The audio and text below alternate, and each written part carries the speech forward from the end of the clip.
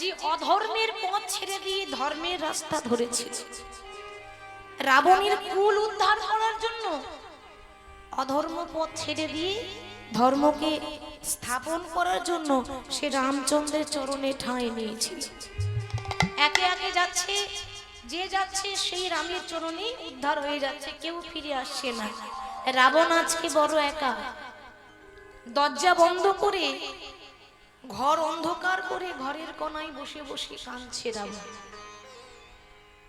ঘরের কোনায় বসে বসে কাঁদছে আর মনে মনে বলছে, প্রভু সবাই তো চলে গেল, এখনো পর্যন্ত আমি বাকি রইলাম। জানি না সেদিন আমার কবে বা আসবে। এ জগতে সবাই বলে আমি নাকি রাবণ, আমি ভালো নই, আমি রামকে ভালোবাসি না। কিন্তু প্রভু, কেউ জানুক বা না জানুক, তুমি তো জানো যে আমি তোমায় কত ভালোবাসি। একটা কথা, বাকিদের মতো আমি ভক্তিটাকে প্রকাশ করতে পারি না। এ জগতে সবাই রাবণের বাইরেটাই দেখলো, রাবণের অন্তরটা কেউ দেখলো না। মা, এ জগতে সবাই বাইরেটা দেখে বিচার করে, অন্তরটা কজন দেখে? প্রভু, আমার ভাই কুম্ভকর্ণ চলে গেল, আমার ছোট ভাই বিভীষণ তোমার চরণে ঠাঁই নিয়েছে, শুধু এই অধম পারল না ঠাঁই নিতে। জানি না সেদিন আমার কবে বা আসবে। এই অপেক্ষায় যখন বসে আছে, রাবণ দরজা বন্ধ করে যখন কাঁদছে মা, ঠিক সেই সময়ে রাবণের বংশের শেষ সম্বল রাবণের ভাইপো বয়স হচ্ছে 5 বছর, নাম হলো তরণী। এই রাবণের ভাইপো মনে মনে চিন্তা করছে যে কি ব্যাপার, এই ঘরের ভেতরে দরজা বন্ধ করে কে কাঁদে? যেই না দরজা খুলেছে অমনি দেখছে তার জ্যাঠামশাই কাঁদছে। ছোট্ট ছেলে তো, এখনো ভালো করে জ্ঞান হয়নি। 5 বছরের তরুণী রাবণের গলাটা জড়িয়ে ধরেছে, জড়িয়ে ধরে বলল, জ্যাঠামশাই কি হয়েছে, তুমি কাঁদছো কেন গো? তোমার মনের মধ্যে কি কোনো দুঃখ আছে? তোমার মনের মধ্যে কি কোনো কষ্ট আছে? তুমি আমায় বলো, তুমি কাঁদছো কেন? আমি জানি আমার জ্যাঠামশাই রাবণ লোককে কাঁদান, নিজে কাঁদে না। সবাই বলে রাবণ অত্যাচারী, পাপাচারী, দুরাচারী, সে লোককে কাঁদায়, আজকে নিজে কাঁদছে কেন? কিসের দুঃখ তোমার? রাবণ বলে উঠল, খোকা তুই বুঝবি না, আমার দুঃখটা কোনোদিনও বুঝবি না। তবে একটা কথা বলবো, তোর যখন জন্ম হয়েছিল না, এই কোলে করে নিয়ে আমি সেদিন তোর নাম রেখেছিলাম তরণী। তরণী মানে, কথাটার মানে আছে, তরণী মানে নৌকা। ওমা, এ জগতে নদী পার করতে গেলে যেমন একটা নৌকার দরকার হয়, নৌকা ছাড়া তো নদী পার হওয়া যায় না, ঠিক সেরকম ইহলোক ছেড়ে পরলোকে যাবার পথে মাঝখানে একটা নদী আছে, বৈতরণী নদী, যেটা আমাদের সবাইকে পার করতে হয়। আমি যদি পেরিয়ে যেতে না পারি, তুই তো আমার তরুণী, তুই তো আমার নৌকা, তুই যেন আমার হাতটা ধরে সেদিন একটু পার করে দিস বাবা। ছোট ছেলে এখন বুঝতে পারছে না যে এ যাওয়াটা কোন যাওয়ার কথা হচ্ছে। ছোট ছেলে কি বুঝে মা? সে তখন বলে উঠলো, ও আজকে তোমার কেউ নেই বলে তুমি কাঁদছো? শোনো জ্যাঠামশাই, তোমার কেউ নেই তো কি হয়েছে, আমি তো আছি। আরে আমাকে একবার অনুমতি দাও, কাল সকালে আমি নিজে যাব রামের সঙ্গে যুদ্ধ করতে। খোকা, তুই এখন 5 বছর বয়স রে, তুই পারবি না। যুদ্ধ করতে গেলে শরীরে বল থাকা দরকার, ক্ষমতা থাকা দরকার, শক্তি থাকা দরকার। 5 বছরের ছেলে হতে পারে মা, জ্ঞান ছিল অটুট, ভক্তি ছিল অটুট। কি উত্তর দিচ্ছে জানেন? ওই ছোট্ট তরুণী বলে উঠলো, জ্যাঠামশাই তুমি ঠিক বলেছো, শক্তি আমার, কিন্তু ভক্তি তো আছে। শক্তি নেই আমার, কিন্তু ভক্তি তো আছে। ভগবানকে পেতে গেলে শক্তি দরকার হয় না, ভগবানকে পেতে গেলে অটুট ভক্তির দরকার হয়। তুমি চিন্তা করো না, আমি যখন রামের সঙ্গে লড়াই করতে যাব, শরীরে ক্ষমতা নিয়ে যাব না, অন্তরে হৃদয়ে ভক্তি নিয়ে যাব। শক্তি দিয়ে নয়, ভক্তি দিয়ে আমি ভগবানের কাছে যাব। তুমি শুধু আমাকে একবার আশীর্বাদ করে দাও, আমি যেন রামের কাছে গিয়ে আর যেন জীবন ফিরে আসতে না পারি। তরুণী, কিরকম কথা বলছিস তুই? পাগল হয়ে গেছিস? কত বড় কথা বলছে মা। আমাদের ছেলে মেয়েরা বাইরে গেলে কি বলে, মা তুমি চিন্তা করো না, আমি তাড়াতাড়ি চলে আসবো। কি গো মা, বলে তো আমি আসছি। আমরা যদি ভুল করে বলে দিই মা যাচ্ছি, আমরা কি বলি, খোকা যাচ্ছি বলতে নেই রে, বল আসছি। কিন্তু তরুণী বলছে, জ্যাঠামশাই আমি আর আসতেই চাই না, আমি শেষ বিদায় নিয়ে যেতে চাই। কেন জানো? এ জগতে কজন আছে যে ভগবানের হাতে মরতে পারে? এ জগতে কজনের ভাগ্য হয় যে ভগবানের চরণে মরতে পারে? জানো জ্যাঠামশাই, দেহ থেকে যখন প্রাণ পাখি উড়ে চলে যাবে, এই দেহটা কত শিগাল কুকুরে ছিঁড়ে ছিঁড়ে খাবে। ওই শিগাল কুকুরের সেবায় লাগা থেকে ভগবানের হাতে মরে যাওয়া অনেক ভালো। জ্যাঠামশাইকে প্রণাম করে মনে মনে ভাবছে, কাল সকালে চলে যাব তো, আর তো কোনোদিন দেখা হবে না, যাওয়ার আগে একবার মায়ের সঙ্গে দেখা করে যায়। ছোট্ট ছেলে, কত বড় ভক্ত, সেই রামায়ণের প্রত্যক্ষ প্রমাণ তরুণী। মাকে ডাকছে, মা মা। যেই না মাকে ডেকেছে, তরুণীর মায়ের নাম ছিল সরমা দেবী। এই সরমা দেবী ছুটে এসে বলছে, খোকা কি হয়েছে, তুই কাঁদছিস কেন মন করে? মা আমি তোমার কাছে ছুটে এলাম কেন জানো? আর তো কোনোদিন তোমাকে মা বলে ডাকতে পাবো না, তাই শেষবারের মতো তোমাকে ডাকতে এলাম। আর তো কোনোদিন তোমার কাছে আসতে পারবো না, তাই শেষবারের মতো তোমার কাছে অনুমতি নিয়ে এলাম। খোকা কি বলছিস, তুই পাগল হয়ে গেলি নাকি? তুই কি পাগল হয়েছিস? কেউ তোকে কিছু বলেছে? মা আমাকে কেউ কিছু বলেনি, আমি তোমার কাছে কিছু চাইতে এসেছি, তুমি আমায় দেবে তো মা? খোকা এত বড় হয়েছিস, কোনোদিন তো কোনো কিছুর অভাব দিনি, খাওয়া পড়ার অভাব দিনি, বল তুই কি চাস?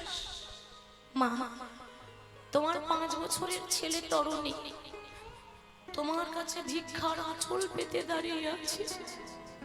সোনা দানা টাকা পয়সা আর কিচ্ছু চাই না, আমার একটাই নিবেদন, আমার পা থেকে মাথা পর্যন্ত সর্ব অঙ্গে তুমি রাম রাম লিখে দাও। কেন জানো? এই জগতে কজনের ভাগ্য হয় যে মরার আগে রাম নাম লিখে মরতে পারে? আমি যদি অঙ্গে রাম নাম লিখে মরতে পারি, আমি মনে করব আমার মানব জন্মটা ধন্য হয়ে গেল। মা তখন মনে মনে চিন্তা করছে, হায় রে, ভগবানের কাছে প্রার্থনা করব এরকম মা যেন ঘরে ঘরে হয়। কেন? একটা কথা মনে রাখতে হবে, যে মায়ের গর্ভে কৃষ্ণ ভক্তের জন্ম হয়, সে নিশ্চয়ই মাও নিশ্চয়ই গুণবতী, সেই মা নিশ্চয়ই কর্মের ফল ছিল। আরে সেই মা ধন্য যে মায়ের গর্ভে এমন একটা কৃষ্ণ ভক্তের সন্তানের জন্ম হয়। সেই মায়ের পূর্ব জন্মের সুস্মৃতি থাকে বলেই তার গর্ভে একটা কৃষ্ণ ভক্তের জন্ম হয়। আমি ধন্য হয়ে গেলাম তোর মতো সন্তানকে আমার গর্ভে ধারণ করে। আমি আশীর্বাদ করলাম, যা তুই ভগবানের চরণে উদ্ধার হয়ে যা। এবার মা কি করছে? ছেলের পা থেকে মাথা পর্যন্ত রাম রাম রাম রাম লিখে দিচ্ছে। কিন্তু মা গো, সর্বঙ্গে রাম নাম লিখলো বটে, কিন্তু বিধির বিধান খণ্ডন করতে পারবে এরকম ভগবানেরও ক্ষমতা নেই। যার যেভাবে মৃত্যু লেখা আছে ভগবানও তো আটকাতে পারবে না। সর্বঙ্গে রাম নাম লিখলো, কিন্তু গলায় লিখতে ভুলে গেল। কেন? বিধির বিধান, ওইখানেই তার মৃত্যু আছে, মরণ আছে। সব জায়গায় রাম নাম লেখা হয়েছে, কিন্তু গলায় লেখা হলো না, গলায় লিখতে ভুলে গেল। আর ছোট্ট তরুণী মাকে প্রণাম করছে, মা আর তো কোনোদিন দেখা হবে না, এইবারের মতো শেষ বিদায়। এইবারের মতো শেষ দেখা, আর কোনদিন হয়তো ওমা হবে না আর দেখা, তোমায় আর কোনদিন হয়তো হবে না আর দেখা। বিদায় রজনী ক্ষমা চাই, এদেশে আমার কেহ নাই, চলে যায় এদেশে আমার কেহ নাই। আর কোনদিন হয়তো হবে না আর দেখা, আর কোনদিন হয়তো হবে না আর দেখা। বিদায় রজনী ক্ষমা চাই, এদেশে আমার বিদায় রজনী চলে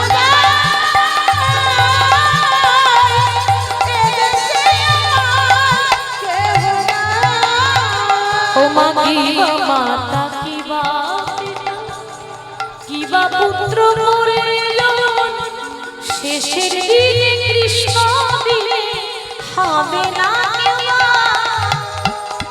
কে বা মাতা কে বা পিতা কে বা পুত্র পরিজন, শেষের দিনে তুমি বিনা কেহ নেই। ওমা কিবা মাতা কিবা কিবা পুত্র পরিজন, শেষের দিনে কৃষ্ণ দিলে হবে না কেউ। কে বা মাতা কে বা পিতা কে বা পুত্র পরিজন, শেষের দিনে কৃষ্ণ বিনা কেহ নেই। ওমা বিদায় রজনী ক্ষমা চাই,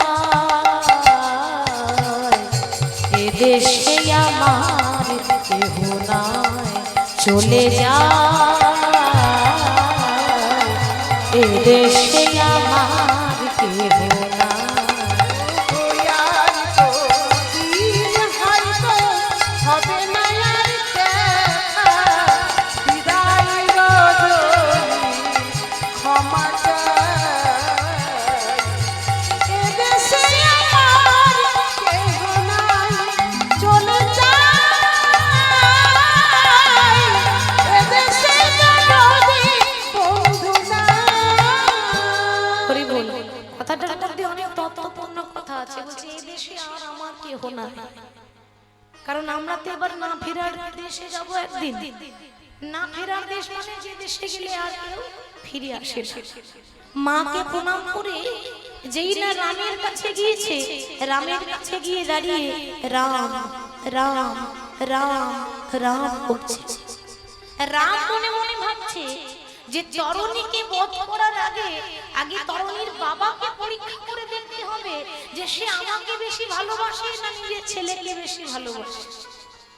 ও বাবা, কথায় আছে না, ভগবান নিজে মুখে বলেছে যে করে আমার আশ আমি তারই করি সর্বনাশ। এই জগতে যারাই বেশি হরি হরি করবে তাদের কপালে কষ্ট আছে, তাই না? আপনি জীবনে লোকের ক্ষতি করেননি, জীবনে অন্যায় করেননি, সব রাস্তায় যাচ্ছেন, সব কথা বলছেন, কিন্তু মিলিয়ে দেখুন যত জীবনে দুঃখ কষ্ট জ্বালা যন্ত্রণা ভগবান আপনাকে দিয়েছে। কেন দেয় জানেন? ভগবান ভক্তকে কাঁদিয়ে, ভগবান ভক্তকে কষ্ট দিয়ে, ভগবান ভক্তকে যন্ত্রণা দিয়ে যাচাই করে দেখে নেয় যে ভক্তটা আমার কতটা খাঁটি আছে। যত পূর্ব তত খাঁটি হব, তো সোনা যেমন যত পুরে তত চকচক করে, সেরকম আমরা যত কষ্ট পাবো, যত পূর্ব, যত সংসার আগুনে দুঃখ পাবো, তত বেশি করে খাঁটি হব। তাহলে ভগবান পরীক্ষা করার জন্য ওই তরুণীর বাবা, সে বিভীষণ, ওই বিভীষণেরই ছেলে তরুণী, সেই সম্পর্কে রাবণের ভাইপো হচ্ছে। তো বিভীষণকে ডাকছে, বিভীষণ আগে প্রভু তুমি আমায় ডেকেছো? হ্যাঁ তোমায় ডেকেছি, আমার একটা প্রশ্নের উত্তর দাও। একটা 5 বছরের ছেলে এসেছে আমার সঙ্গে লড়াই করতে, আমি তার নাম জানি না, আমি তার ঠিকানা জানি না, তুমি কি বলতে পারবে যে তার নাম কি, সে থাকে কোথায়? ভগবানের পরীক্ষা দেখছেন না, বাবাকে পরীক্ষা করছে, ছেলেকে বেশি ভালোবাসে না ভগবানকে ভালোবাসে দেখি। আজ বাবার পরীক্ষা।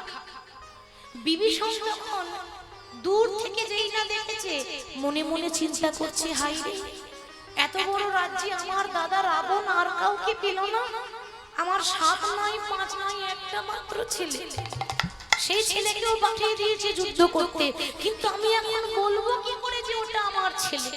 যদি আমি বলে দিই তাহলে আমার ছেলে রামের চরণ পাবে না। না না, যাহা কৃষ্ণ তাহা নাই মায়ার অধিকার।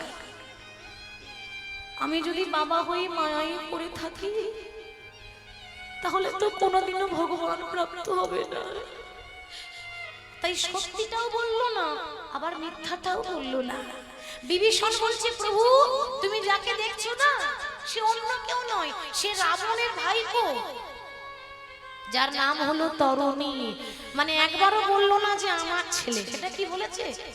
মানে দেখুন না, সত্যি বলেনি কিন্তু মিথ্যাও তো বলেনি, সে রাবণের ভাইপো, নাম হলো তরুণী। ভগবান বলছে, বিভীষণ তুমি যখন এত কিছু জানো তখন এটাও বলে দাও যে ওর কোন জায়গায় আঘাত করলে ছেলেটা মরবে। আমি তো জায়গা খুঁজে পাচ্ছি না। কেন জানো? ওর পা থেকে মাথা পর্যন্ত রাম নাম লেখা, আমি যে কোথায় বান ছুড়বো আমি বুঝতে পারছি না। তুমি কি আমাকে বলবে যে ছেলেটা কিভাবে মরবে, কোথায় বান প্রয়োগ করলে মরবে? বিভীষণ বলছে, প্রভু তুমি জানতে চাও? তাহলে ভালো করে দেখো, ওর সর্বাঙ্গে রাম নাম লেখা থাকতে পারে কিন্তু ওর গলায় কিন্তু রাম নাম লেখা নেই, মানে গলাটা বাদ পড়ে গেছে। তুমি যদি ওই গলায় আঘাত করতে পারো তবেই ছেলেটি মরবে। রাম আর দেরি না করে সঙ্গে সঙ্গে বাণ ছুড়ে দিল। আর রাম যেই না বাণ ছুড়েছে, বাণ সামনে দিয়ে এগিয়ে এসে তরুণীর গলায় এমন ভাবে আঘাত লেগেছে, একদিকে মুন্ড কেটে পড়ে গেল, একদিকে দেহ কেটে পড়ে গেল। কিন্তু মুন্ড কেটে গেলে কি হবে? তখনও পর্যন্ত নাম ছাড়ে না। মুন্ডটা কেটে পড়ে গেল, তবু কাটা মুন্ড রামে নামে করে গো, তবু কাটা মুন্ড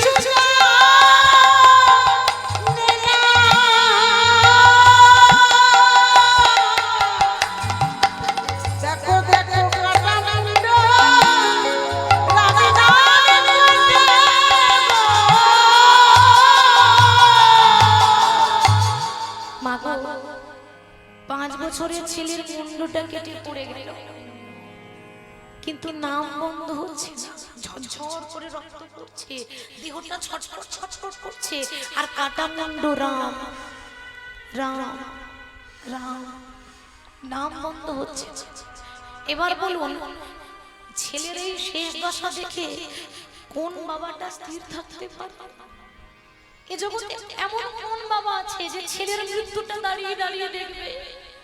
প্রত্যেকটা বাবা চায়, প্রভু তুমি আমাকে নিয়ে নাও, আমার ছেলে মেয়েরা যেন ভালো থাকে, আমি মরে গেলেও হবে, আমার সন্তানদের যেন মঙ্গল হয়।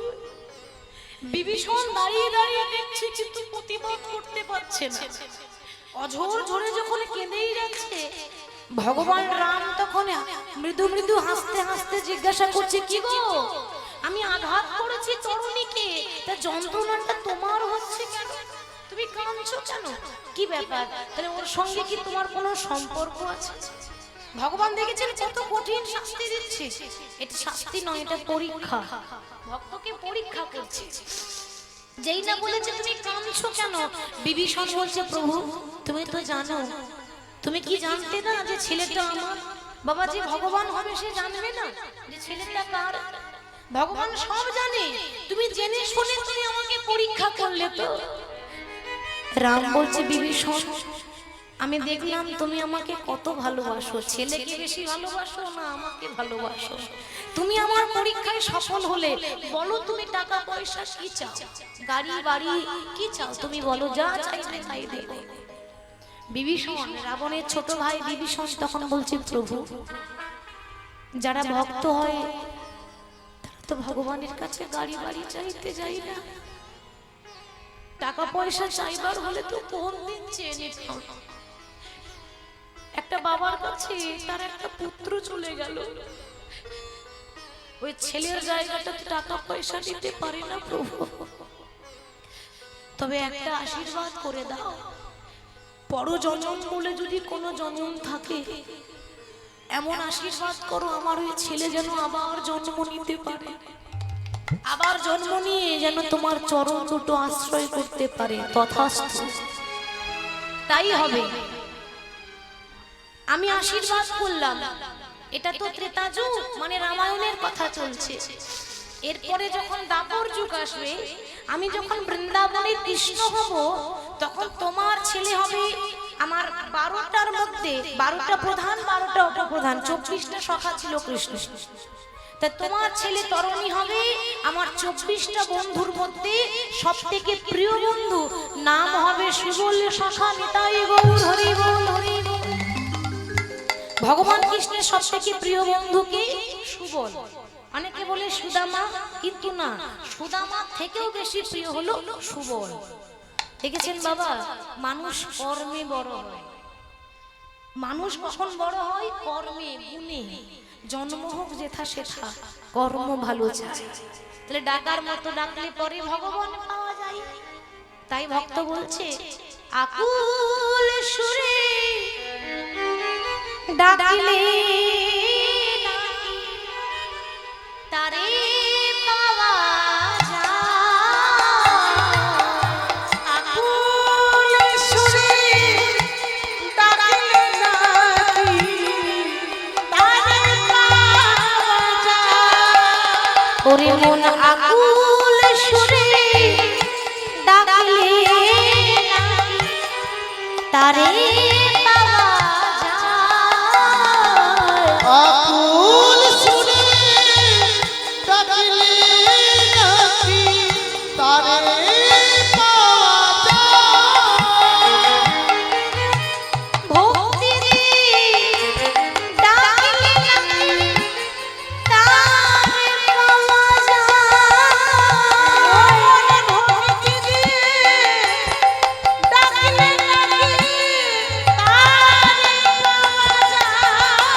মনে আকুল সুরে ডাকলে নাকি তারে পাওয়া যায়।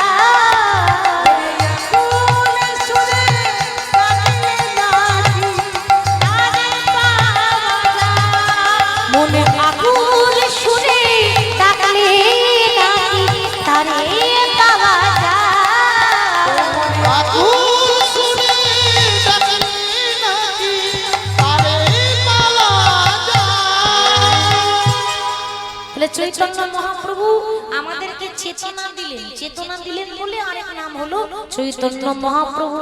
তাই ভক্তগণকে ডেকে বলছে, ভক্তগণ ওগো তোমাদের লাগে আমি